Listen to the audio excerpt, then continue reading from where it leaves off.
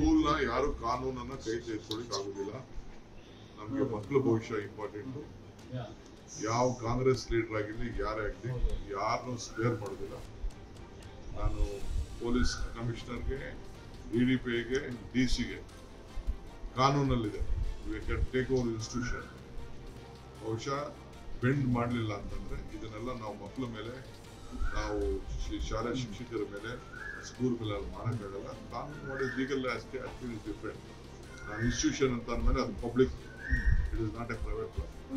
Any charitable institution or private. ನಾನು ಸಂಸ್ಥೆ ನಡೆಸ್ತಾ ಇದ್ದೀನಿ. ನಾನು ಸುಮ್ಮನೆ ವಾರಸ್ದಾರ್ ಅಷ್ಟೇ. ನಾನು ಮಾಲೀಕನಾಗ್ಲಿಕ್ಕೆ ಆಗುದಿಲ್ಲ. ಅದು ಎಲ್ಲ ಸಂಸ್ಥೆಗಳು ತಿಳ್ಕೊಳ್ಬೇಕು. Whatever may come, we will protect the interest of the students, parents and the teachers. ಎಲ್ಲರೂ ಸ್ವಲ್ಪ ಕಾನೂನಿಗೆ ಗೌರವ ಕೊಡಬೇಕು. No one is permanent. Visit ಮಾಡ್ತೀರಾ?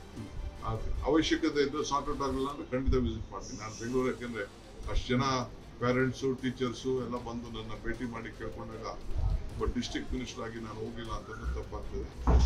ನಾನು ಫೋನ್ ಮಾಡಿ ಹೇಳಿದ್ದೀನಿ ಇದನ್ನು ಸಾರ್ಟ್ ಔಟ್ ಮಾಡಬೇಕು ಅಂತ. ಆಗಲಿಲ್ಲ ಅಂತ ನಾನು ವಿಸಿಟ್ ಮಾಡ್ತೀನಿ. Sir, today is RCB's final.